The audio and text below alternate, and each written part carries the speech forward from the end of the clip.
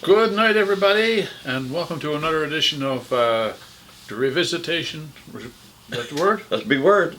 Big word for a small man. Revisiting CC3's Talk to the Town and places we've been and a few other shows that we've gathered up. A lot of variety shows on the go. To start off with, we need to thank a few people.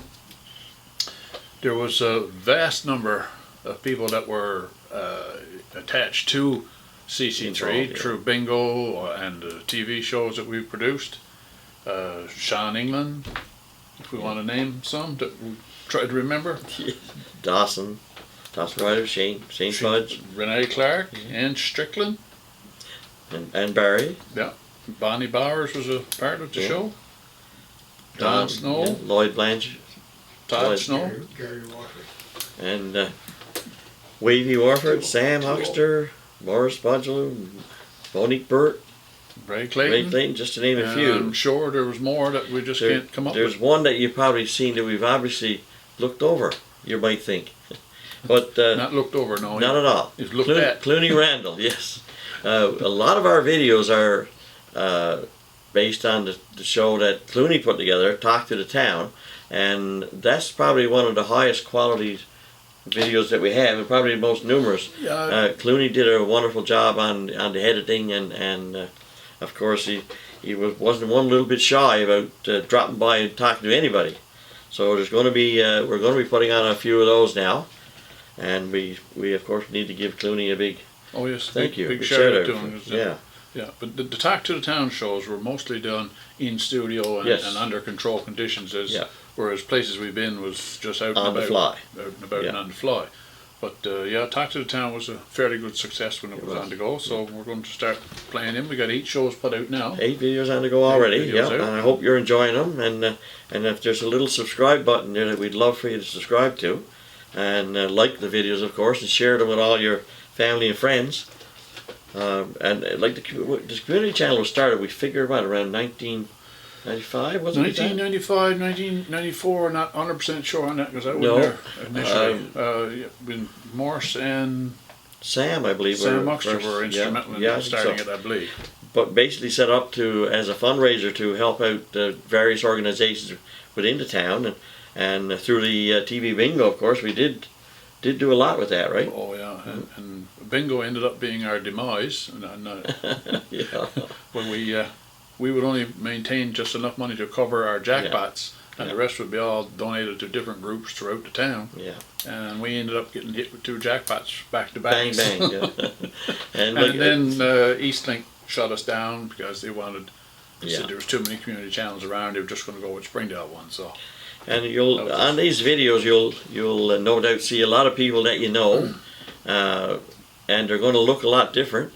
Like maybe you and I might have even looked a little bit different. I'm going to tell you, but the promo we did for the other show, that was back when I was all there. Did you notice that? I had my little finger. So that was a while ago. Yeah. But like I say, we hope you're enjoying them, and we're not going to take up too much more of your time, and we just like to thank you for watching what we've done, and seems like everybody appreciates it. So that's some nice feedback on it. We have, You're right now. Anyway, folks, we hope there's shows will be coming on. We're looking forward. We got 4 or 5 selected now for the upcoming weeks. And they're all Talk to the Town, so it'll be a Clooney month. So you never know. You may see yourself. You may see your grandchildren. You may see your grandparents. You may see your parents. Yes. Could be anybody. Anyway, thanks for everything and good night. From me. And me. And him.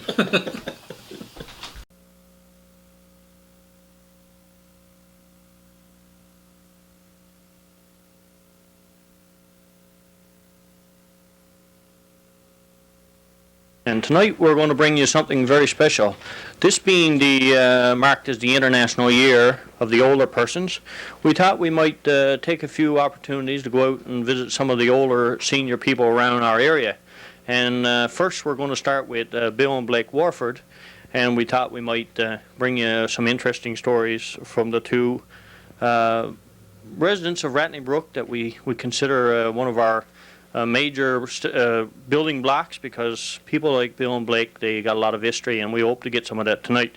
Now, before we go on much further, they celebrated the kickoff in Springdale just a couple of weeks ago, and they had a big lunching in Springdale. And for anybody who wants to get involved in the Year of the Older Persons, there's going to be a couple of events coming up in the future.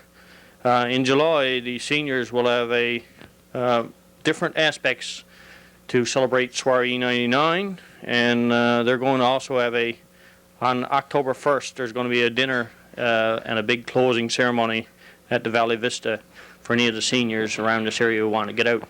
Now, we'll draw back now and we'll introduce our two guests for tonight.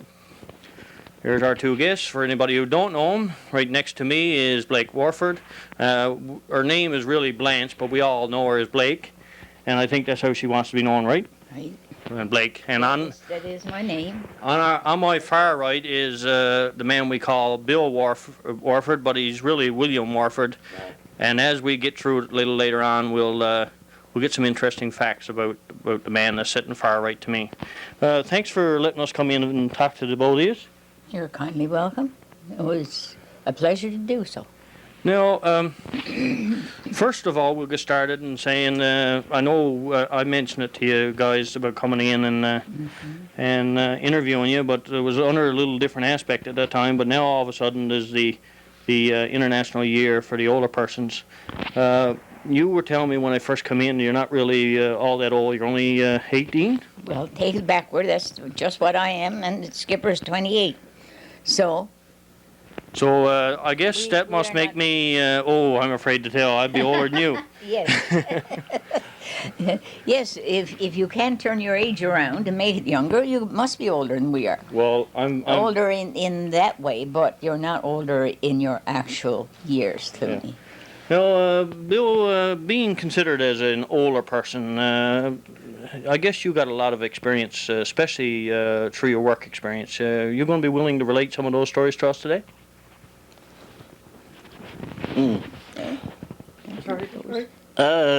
Well, I worked when I was young in the Yes. woods. I went to work when I was 18. And I worked up till I was, what now? Well, you're 65 when you finish 65 work. when I finished work. But Yeah. finish work, you So- finish work in the woods at a younger age than that's that, when, because you but went after I finished doing other work, things. after I finished work in the woods, you know that I worked in the hospital, Right. and I was over there 2 years. Well, I left that, and then I had another job here and there and everywhere. So I worked. Sorry. I work with the over cotton stuff for cotton with right away. right away. So that was the job I was at for so long. Now, we'll get involved in some of the different aspects a little later. Now, most of all, some of the things we're going to be looking for is some of the changes that you guys experience. But this being the year of the seniors, and we know that there's the aging, the population is becoming of very aging, and mostly seniors around with the reduction in the childbirth these days.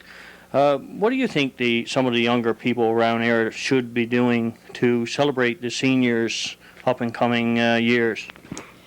Well, I think that the younger people, in general, are doing an excellent job. I've seen some of their work. I've seen some of their plays, their dramas they've put off, especially the younger people in the Salvation Army, and they're doing wonderful, and they're bringing a wonderful blessing and an introduction of what life can be like at this age, where we can enjoy with them, because I enjoy life with the young people. Now, senior citizens, as we call them around, they're great for our history, and things like this, putting interviews and stories on tape, is great. Do you think that should be more of this type of stuff done? Actually, so. Yes, certainly so. It would give the younger people an idea of what their grandparents or great-grandparents went through years back, when they get older, if they could go back to some of the artifacts and see things like this and read about it, it would give them an idea of what life was like back then and how they had to live. Now let's go back to a very early age, and you know, before we started, I told you that I had a few facts written down, and I got it from your daughter Ruth. So, and we agreed that most of what I was going to say today wasn't going to be of no harm or hurt to anybody. Right. You, at a very early age, lost your mother, and it was very difficult for you. Can you just tell us a little bit about that, and then we'll go over to Bill? I was 10-year-old when my mom, I was 8-year-old when she contracted that dread disease of cancer. She was into St. John's all one winter, and I had to live with my aunt. And then she went out to Twillingate for a while, and she was down to St. Anthony. And it ended up that when I was 10-year-old, they couldn't do any more for her at the hospitals, and she came home. And I can't remember for sure how long she was bedridden before she died. But it was a terrible time because I was only 10, like I said, and that was the time when I was coming up that I needed a mom. But I had what you would call not a surrogate mom, but a built-in mom. My sister, 10-year, my senior, was a teacher, and she gave up her work and came home and looked after the family for 2 years. And she was both mom, sister, and a wonderful friend to me for those 2 years. This is why I think that I can today look back and say, well, I reared up a big family, but if I had not had the training that came from her when the 2 years that I needed it, I may not have done the good job that I did. I'm not saying I did a good job to rear them up, but I think the world of them, and I know that I am well appreciated because they all show it. Now, we'll move over to Bill now. And Bill, I understand you were orphaned at a very young age also. I was only 2 years old when my mother died. And Mrs. Bartlett, you know Louis Bartlett, don't you? Yes. Well, his mother took me and reared me up when I was 2 years old. And she was a real mother to me. And her sons, they were like fathers to me. Brothers. And that's a long years ago whenever that is. So I first I worked with them, and I worked in the lumber woods with them, with her son, and when he gave up in the woods, I went off to myself. So. I know that was a little bit going back a little bit far, but I thought it was very important to get those points across, knowing that you came from very young ages of things like that, and the family that you raised today into the people that they are, and most everybody around here know who they are, most of them. They turned out to be pretty good after the experiences you guys learned from, right? Yeah. Now, you mentioned the sister. I understand this sister meant a real lot to you, and you guys went through some special things, like writing letters prior to meetings and stuff like that. Tell us a little bit some of the experiences. Well, she married Walter Studley from Indian Burying Place originally, and they'd live in Indian Burying Place and during the summer. He was a fisherman, and they were fishing down there. So they go down in May and come back in latter part of September, 1st of October, depending on weather and fish. And it would freeze over. Well, I came to Rattling Brook in 1944 from Jackson's Cove, and she was then living on Manfield's Point. And when it would freeze over, I'd we'd go across, or she'd come across to Rattling Brook, I'd go across to Manfield Point. I'll tell you one little incident. I went over one night, I was living in service with Frank and Janie Bartlett at the time. It was the winter that Morris was born. And I left after I got supper cleared away. I went out, I went and took my snowshoes, went down to the wharf, went off on the ice and took off for Manfield Point for Walt's and Nellie's Light. And about halfway across, I guess, my right foot went down in a hole. Well, it went far enough that it brought the water up and I could see it burning. Oh, I said, that's a seal's hole, I bet. Didn't daunt me. I went on, went to Manfield Point, and I happened to mention it there, which I should not have, because it scared them half to death. They wouldn't let me come back alone, and Uncle Walt got ready and got his snowshoes, and he came out to the very hole where I put down my foot, and I came back home. But as to the letter writing part of it, yeah, she'd write a letter when someone was coming up to Kings Point and put it in the post office, or if they saw someone from Rattling Brook, she'd give it to them, they'd bring it to me. That she would be coming back at a certain time, and I'd try, if I could at all, to get up here to see her. And that's how we made contact, back and forth like that. You know, you mentioned try to get up here. I mean, Rattling Brook is not a long distance from Kings Point, and we're talking about try to get up here. Now it's only a flick to get up here in car. Yes. So what was the difference then about getting up to Kings Point? Then you had to walk. I can't remember ever wearing snowshoes to come up here, but I know I walked over the road where the horse had already made a road, and there were holes beyond measure where the horse went down through the snowdrifts. Right. But it was usually beaten down hard enough that if you could see, if you had a flashlight, and it was in the night, which it usually was, I come up, well, not always because she had to go back, but I know that I did travel up there more than one night, and you could walk. It was a good walk. We walked in about, well, I don't know, I never timed myself then, not that I know, but I know after we got married, we could walk from Rattling Brook to Kings Point. There were still no cars or anything to pick us up. We walked in an hour from our home to the Salvation Army on the hill.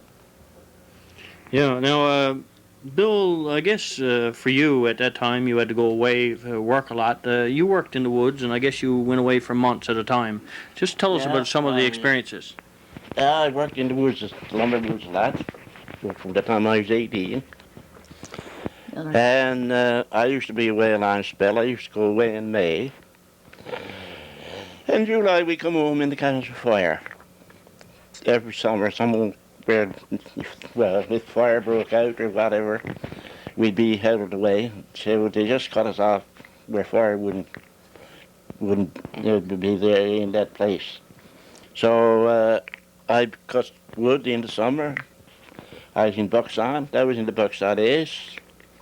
And I'd work till December, just before Christmas. We'd come home, get in some wood for to get down there in the winter, teaming. And I teamed for 18 years in the woods. And, or 18, not 18 years, 18 winters. And I'd be back in the woods every summer. And then when the timberjacks come out, I worked with them. Me and Alan used to work together. How much cutting did you do back then, Bill, with the bucks off? Well, most generally 2 cord, perhaps some days 2 cord and a half. That was a lot of wood for a buck saw, eh? That's right. Well, yes. But I just had a family to rear, and I just had to do what I could. And I'll tell you now that for wood then was 30 cents a cord. $1 a cord for bad wood, 90 cents a cord for good wood. Now you knows what a man wanted when he had only 90 cents. Right. 2 cord of wood. you get 2 cord of wood, $1.80 a day. That wasn't very much, was it? No. No. And, well, I wrangled through. I wrangled through around my family that way. And they all got work, and they're still alive, thank God. You mentioned when we were talking just now you were doing in-service. Now, for a lot of people out there, probably don't know what in-service was. Can you tell us a little bit about that? I was doing housework for other people. I did a lot of that. I worked in service down to Harry's Arbor when I was living at home. Down to Harry's Arbor for a lady, and got $5 a month. And I think that's what I got when I was with Aunt Janie and Uncle Frank in Rattling Brook, $5 a month. I lived with Uncle Ned Toms and his wife Nellie, same thing. Summertime that was. And that was when they'd come home, they'd have their fish to make in the summer, late summer and early fall. And I worked in Botwood in homes in service, and I worked in the nurses' home there as cook. There, I can't remember the wages I got there. I do not know, but I know I got a little more for my housework in Botwood than I got around home, just the same. And I think $10, if I reach the point of $10 a month for housework, that was the highest I went. But I'm most sure that the working in the nurses' home, because there was more than that, but I just can't remember what it was now, but I know I really enjoyed it. Now, Bill, when you used to go off, you say you leave in May and you come home in July, you probably couldn't pack in your pack sack everything you need to take for that long length of time. What's some of the things you used to take away with you in your pack sack? Don't forget. Well, I had a pack sack, it stand about that way. And I chinchy full, socks, and no gloves no mitts in the summer. I buy gloves after I get to the camp, eh? And I'd have 2 or 3 blankets, and a pillow, and shirts, and pants to go down there. Underwear. Eh? Underwear. Underwear. And that was me load to carry over. Carried over Burlington Road. Then. Walked or Walk, yeah. And I used to live home. Went to Burlington and Boys. I used to live. I used to walk down over the ridge winter time. But if I came home for a run, I come up and I come over the ridge and I go on back again. I don't have a small pack sack with a bit of clothes let in. But regardless of the rest of it, I was. That's how I used to carry my clothes in a big bag in the camp. And I had a full load, whatever I could carry, and carry you. Now, you mentioned you used to do a lot of cooking, and somebody that I was talking to said that they thought you would be considered as a creative cook. And one of the items that they mentioned to me was something about butter soup. Butter soup. Yeah. Tell us a bit about butter soup. It's not something we see every bit today. No, don't see it. I haven't made it for years. Not for years. I put butter, maybe a quarter of a pound of butter in the pot. And I'd melt it just to the golden color point, not really, really brown, not to be burny, just to the golden color point. And in the meantime, before I put on the butter, I had my onion, my carrot and parsnip and turnip, and sometimes a bit of cabbage, all chipped up. Now, when the butter got melted and got bubbling good, I put in the vegetables in the pot. And I didn't put any water at first until it started, that maybe a bit of potato or something just stuck to the bottom. Then I'd add enough water to come up, to bring it up to the top edge of the vegetables. Now, I'm going to say this much here now. If Pauline is watching this, Pauline Robinson, that's what we used to call, or she called, lobscouse. But I called it butter soup. But you do the lobscouse, and you could put in substitute and put salt meat if you wish. But I used butter, no meat at all, and boy, did they ever relish that! I tell you, they licked it down, honey sweet. That with a bit of bread was something else. So that's not a regular item on your menu these days, then, I guess? I haven't eaten it for years. Years.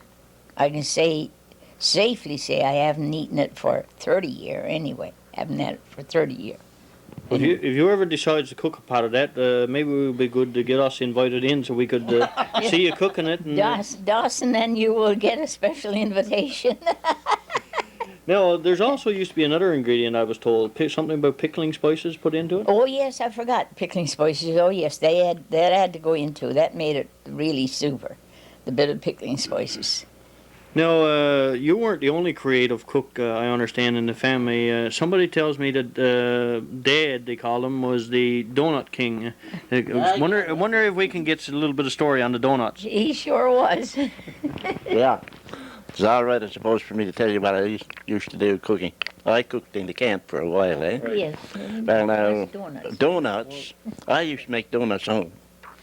And that's why that I was called Billy the Donut. And certainly, everybody, if there's anybody outside, they take me shaking at ears, eh? But I didn't worry one bit about it. If they called me the donut, why, okay, I take it and go. So I made a lot of donuts, and they were all eat. And to care of the rest of the stuff I used to cook, and I cooked in the camps, and I made bread. I made bread home. Now, perhaps it would be to your taste, but just to everybody else's taste.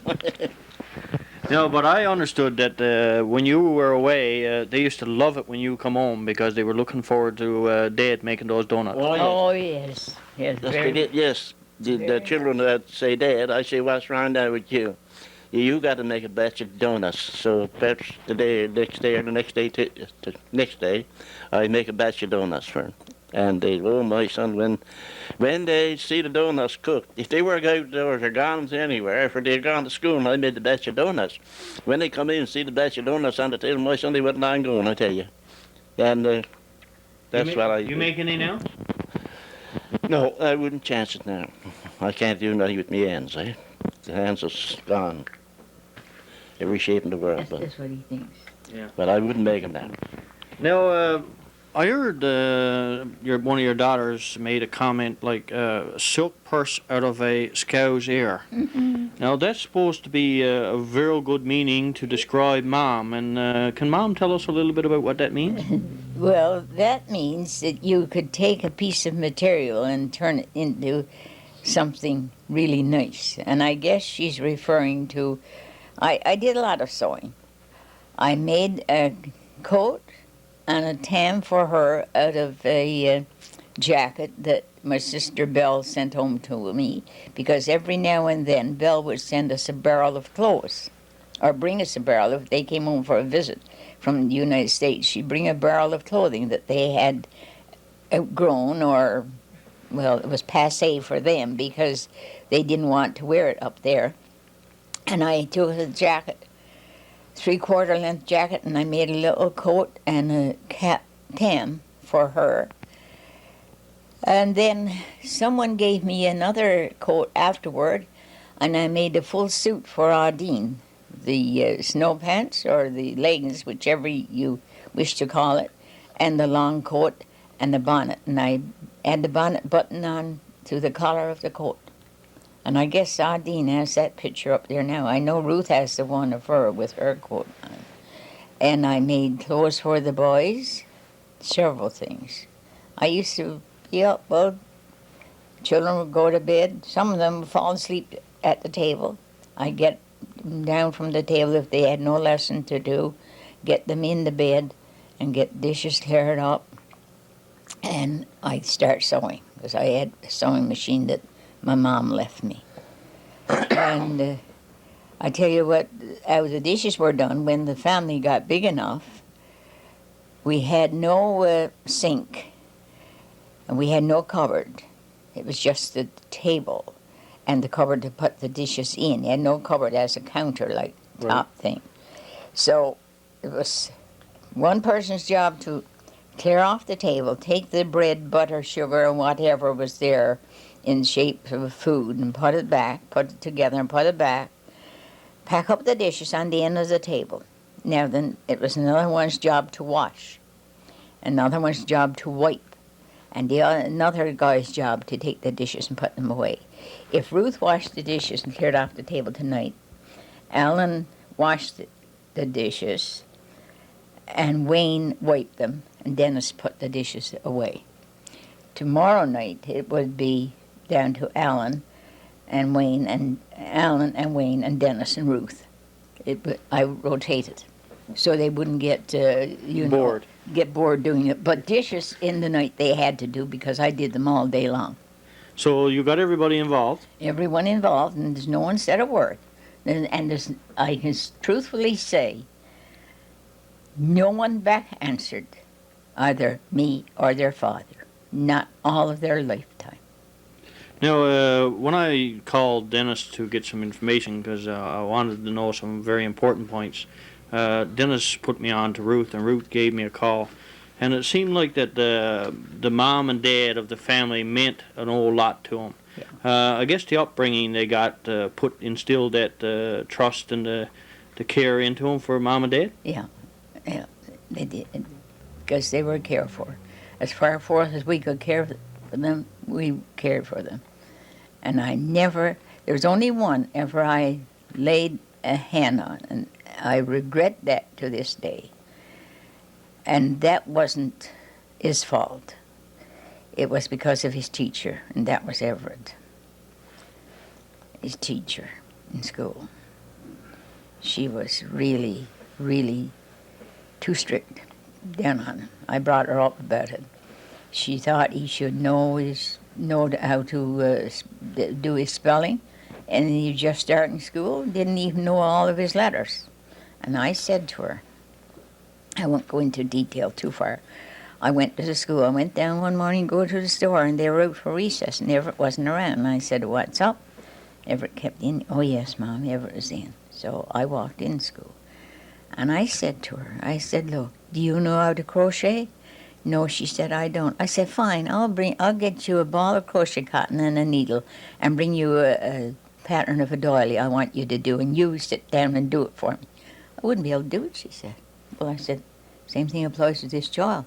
He can't learn how to spell because he does not know the letters. Well, she understood that then. He had to be taught. He had to be taught his letters. Now, Bill, there's also some very interesting things and people in your life, and one of the very main people that I've learned about is a blind horse that you used to do. Tell us the name of the horse and a little bit about the horse that you used to use. Yes, she was blind. I'll tell you that I worked down in Bay Verde with the foreman there. And he gave me this blind horse. The first thing he gave me food was also firewood. So I took the horse and went in the woods. And I'd all day drew down in wood to the camp. And, well, when the camp finished on the firewood, I had to go in on pulpwood. So I took the sleds and went in the woods and went in and turned around in the woods and put on, well, what I think he'd all had. First time on pulpwood with her, I did. And I got so far out on the road, she stopped. And that was about, I'll say about 9 o'clock in the morning. And I was there till 12. Never got her out of it. So I undone her, took her out the shafts. She made a bee line, whatever she could go for the camp. She used to the camp before I was. So I went over and I put her in. And after I had my dinner, the hour up for her, I put her carriage over and put her into sleds. I got in. No move. Well, I didn't know what to do. I didn't want to hammer her because the poor brute was blind. And so I went down and just stepped off one side and cut off a little small alder. Swish across the ass. Oh. No go. No go. No go. No go. Oh. I said, that's it. I said, I'm here for the rest of the evening. So I just gently sat down on the end of the rack, and I smoked just about a pack of cigarettes, and she never moved. I just sat down and she went to the camp in the evening. And the load of wood was still on the road. As luck should have it, I wasn't on the road, the other fellow was on it. So I done that for 2 or 3 days, and I couldn't stick any more. And I came out of the woods one day at dinner time. I went in there in the morning about 8 o'clock.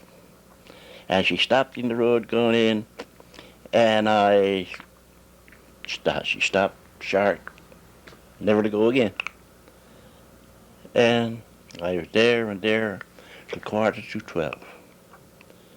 So I went and I undone the traces. I stepped out of the sled, turned around like that. She walked over the sleds, between the rack and the sleds. She walked over that, never stumbled. When she got on the road, solid road, she took off. That's all the use I could get of that. Did she ever get the wood out to the camp after? Eh? Did she ever get the load of wood back to the camp? No. Never. No. You had to get another Never one. got out on the landing. That was pulpwood, eh? Yeah? That was pulpwood. I used to go down the lake, see, on Yeah. the big lake down. She never got into the camp. Never got into the Landing. landing.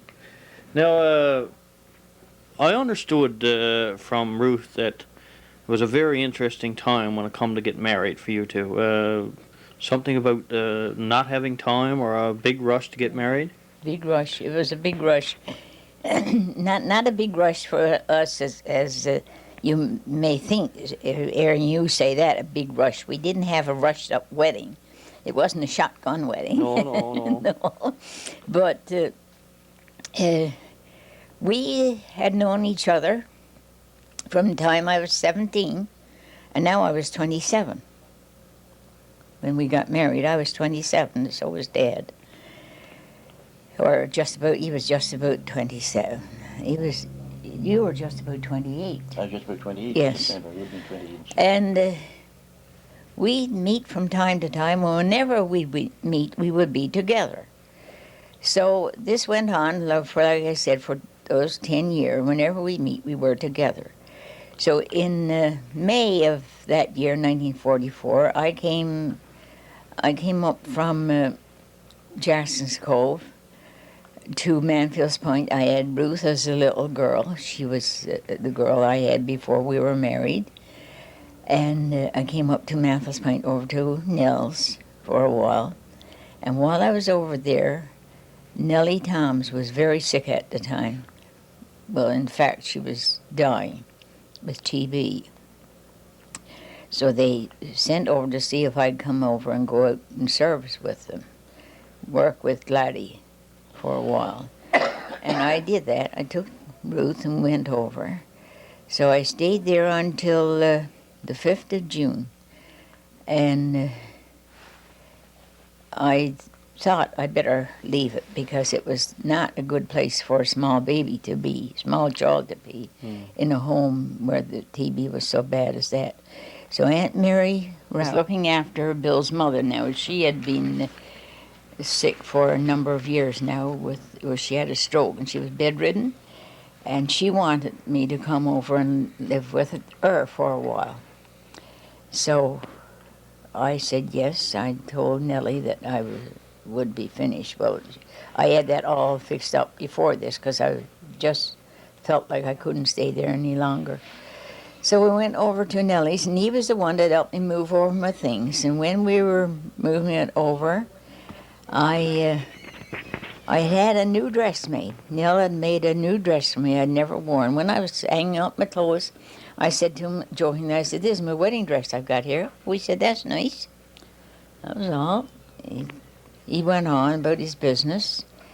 And Every now and then he'd come down to see how we were doing, see how his mother was, because he was still living up with, was it Aunt Minnie then or Aunt Livy? Aunt Livy. Aunt Livy Daw.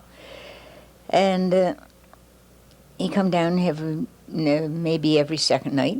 So one night he asked me to go for a walk, and I said, I don't know, boy, I can't. So we took Ruth with us, and we went for a walk. And she'd go out for a walk. He'd come down Sunday, she'd go for a walk with him. So, by and by, in July, we went down home, and he asked my father if he could have me. He said, well, boys, like this. She's old enough to make her own decisions. She's been making them now for a number of years, and if you can look after her, thinks you can look after her, you can have her, but I want you to be good to her. Well, he said, I'll do my best. Okay, he said. So I yet got to say, yes, I'll marry you. I never said it. But I said to him, I said, on one condition. That's how I answered him. On one condition, if you're satisfied to take Ruth. But I said, if you don't want Ruth, I said, you don't get me. So he was satisfied to that. And we got married. We were going down to Jackson's to be married. Reverend Carnell was the minister. Elmo and Jean were going to be our bridesboy and bridesgirl. Elmo was going to be his best man.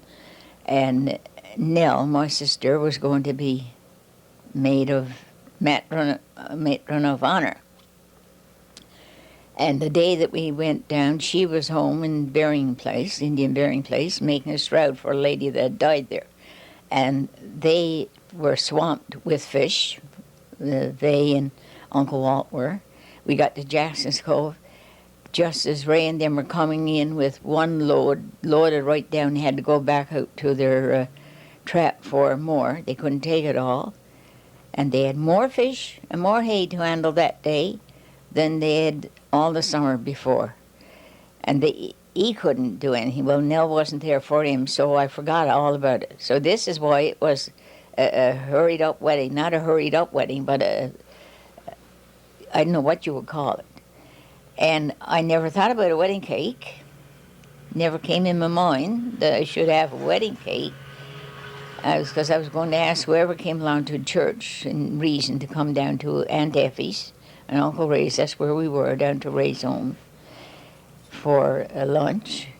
So when I got down, Aunt Effie had a cake all made and decorated and everything. That was Ray's wife. And that was quite a surprise. That was quite a surprise to me because I never even mentioned it to her, and I thought that was wonderful for her to do like. But she knew we were coming down, but she had things ready for our lunch, like sandwiches and cookies and whatnot, and lunch all prepared for us. So I don't know how many there was of us. There was quite a few of us to the house for the lunch and the cake. Yeah. No, after all that, you guys have been together for quite a few years now, right? Yeah, quite a few years. No mention of how many? What, we be married? Yeah.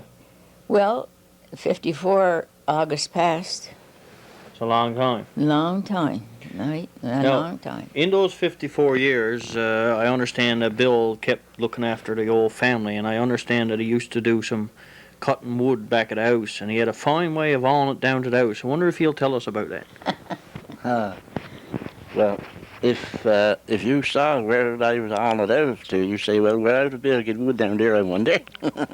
Yes, I had one full winter home, and I had nothing else to do. So I used to get up in the mornings, 5 o'clock. 6 o'clock, I'd be making my way for the ridge, me and my on rope. I was cutting spruce wood. I was cutting birch wood for the house. So I'd go up and I'd all my rabbit snares, and I'd have 4 or 5 rabbits, perhaps some mornings at 10 rabbits. And then I'd go and I'd cut a toe of wood, and I'd all lay down when I'd go down to get a lunch, 10 o'clock. I'd have a lunch, and I'd roll a cigarette or take one out of the bag and stick it in my mouth and down for the hill again. And I'd be up there then. I'd come down then, I'd get me dinner, and I'd go back again. 3 trips a day, and there's days I made 3 trips. And in that, when I had all my wood cut, I cut 700 turn of spruce wood and hauled it out to the top of the ridge. I cut 800 turn of birch and hauled that down to the house in a hauling rope and sawed it up with the buck saw. And Dennis was me boy for bringing in wood. Alan and Wayne was me 2 boys for bringing water. So, and then when I got ready to haul the wood out to the top of the hill, one day me and Mom went to the top of the ridge and in where I was cutting wood to a dance slide. And when the boys come home in the evening, I'd be up in the hill. By and by there the dogs coming. They have 3 dogs. They come up with all out 4 or 5 loads of wood there. And that's what I was doing that winter, the whole blessed winter. And then, when I got all that down to the door, I had 7 cord spruce wood. I took the axe. 700 then, and 700. 800 birch. 800 birch. Yeah. And I took the axe, then I went up on the ridge again, and I had a spot of this small birch. Didn't have to leave it. And I cut 500 turn there, and I hauled that down. So when the snow went, I took the bucks on, I saddled up the works and clothed spruce wood. And the birch wasn't big enough to cleave, so I just hove it up into dry. And that was my job that winter. You know, we've been jumping back and forth, but now the family has grown up, or the first one's grown old enough to leave home, and we understand that was Ruth, and it come time for Ruth to leave and go away, and I guess to go to work. I understand that might have been a bit of a hard time for you, and you did some special things. Tell us some special things that you did during the times that you were away. Can't think of that. About the phone calls. Oh, yes. We had no phones then. And the only way I could get in touch with her any other than by letter, which would take a full week or more, was to walk down to the post office, which was owned by Aunt Fanny Dar, or not owned, but operated by Aunt Fanny Dar. Go down to the post office and give her a call. And I'd have to pay for it, of course, because that was government phone. Give her a call, and maybe then sometime she would call Aunt Fanny to tell me she had something special she wanted to tell me or ask me. But I tell you, that was a rough time for us. The only thing about it was she left home the last of August, and the 24th of September, Roxanne was born. That was our baby. That is our baby. And that kept me from going like I would have gone. But after she got bigger, I used to go down. So then in October, November, I think it was, sometime around there, they decided they wanted to get married. Eliezer Pickett, she met down there. He was teaching school at Anchor Point, and she was teaching school at Flowers Cove. So they decided to get married. We didn't get to the wedding. That was a hard time, to know that our first one to be married, we couldn't get there.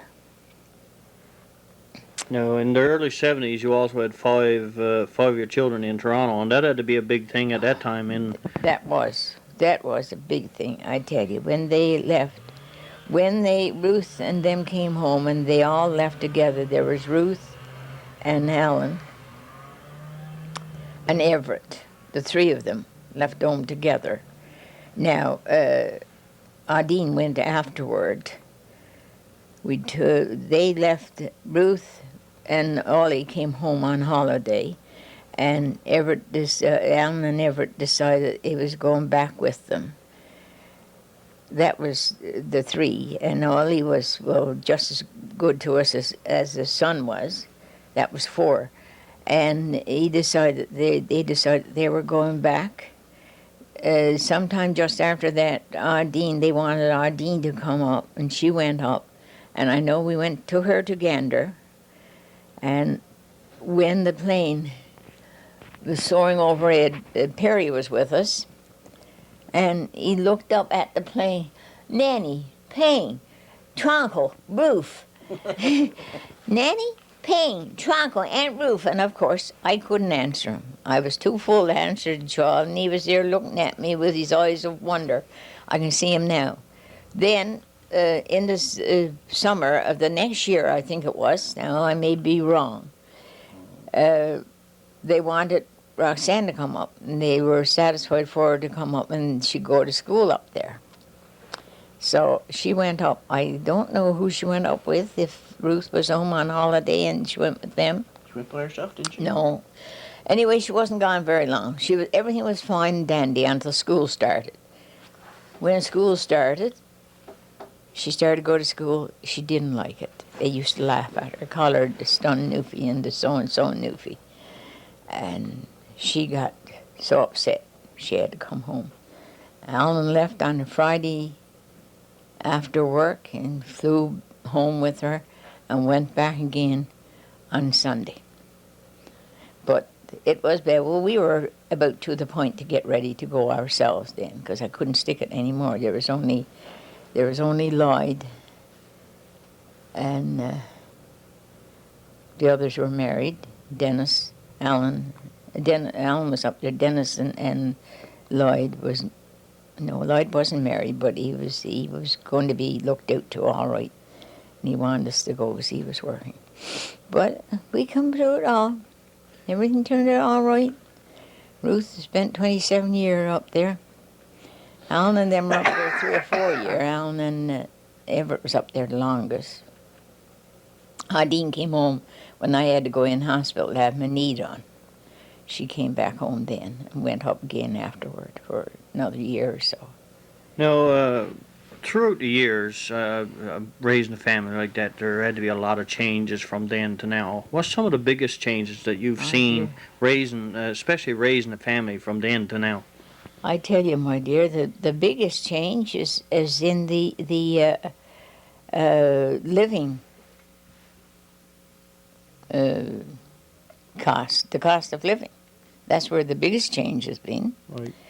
The cost of living, the way of living, because now it's much faster than it was back then.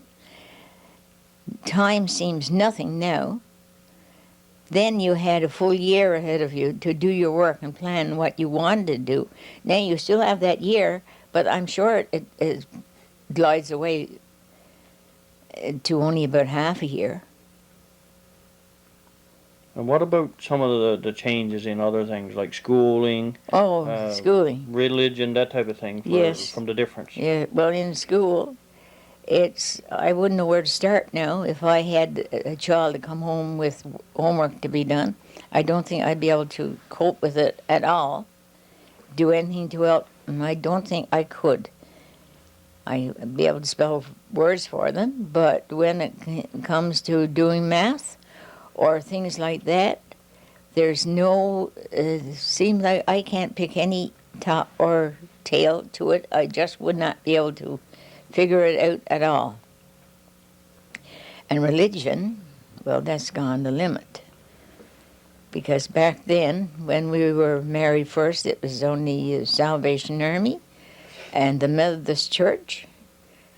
There were Anglican, not around here, but we knew about Anglican and Roman Catholic. Now there's so many other denominations, what they call themselves denominations, that you can't keep up with it.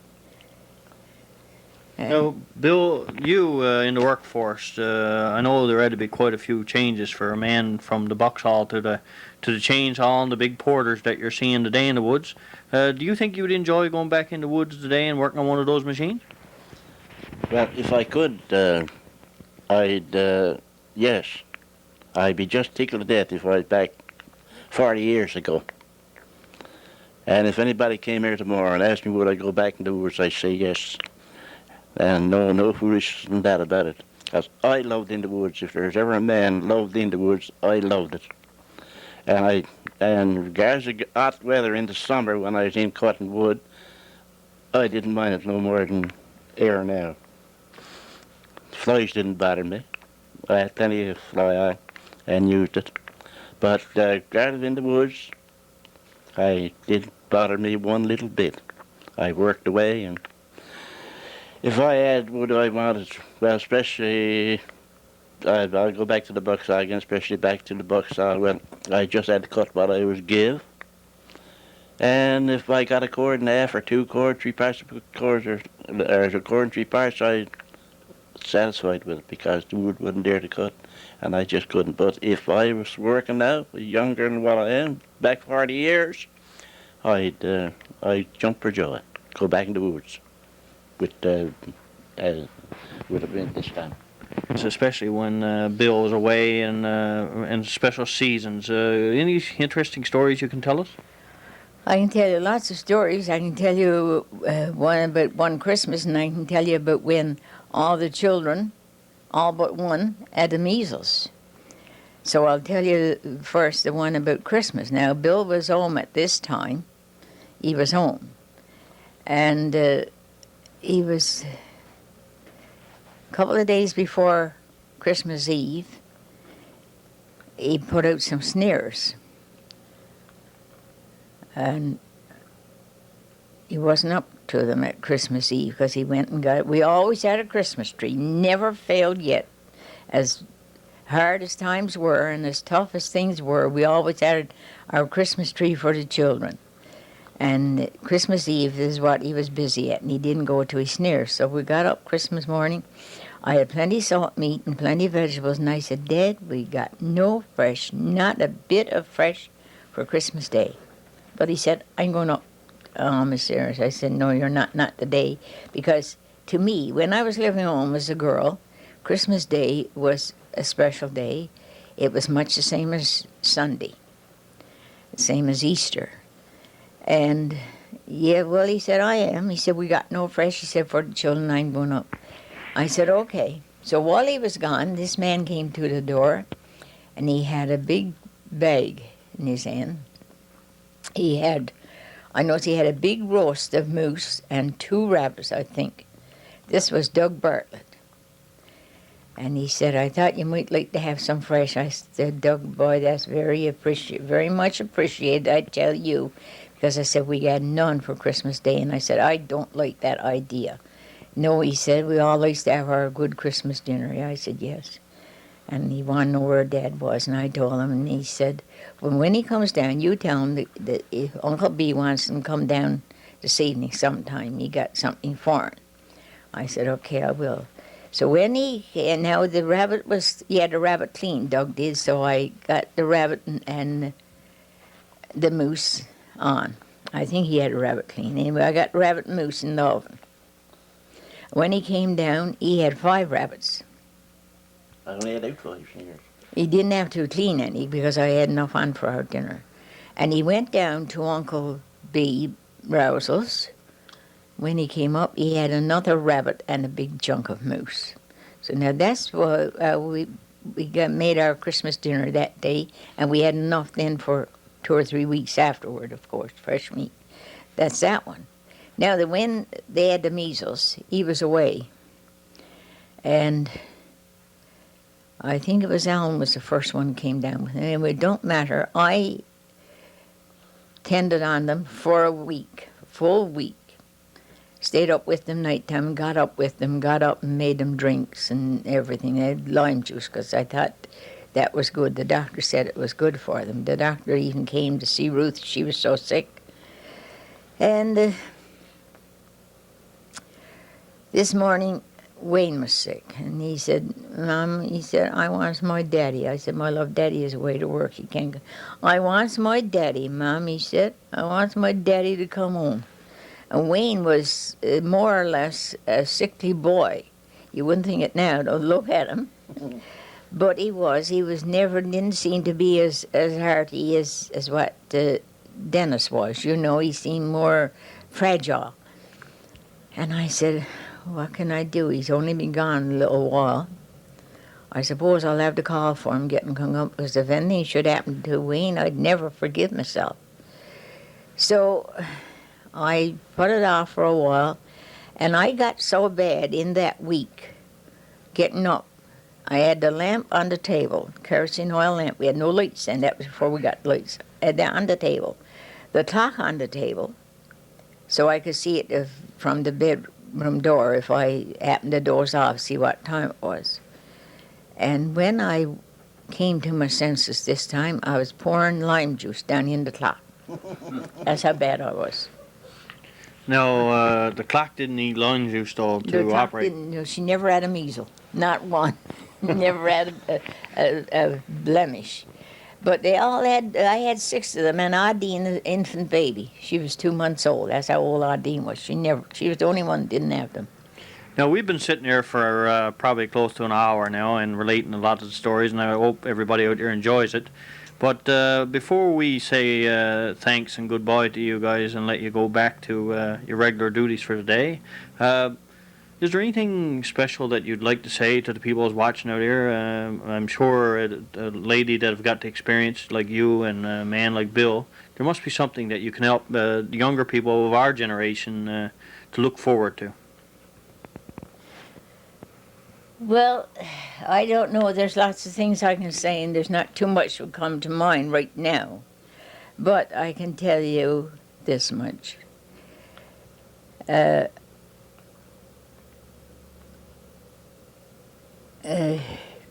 Whatever you're doing, do with your might.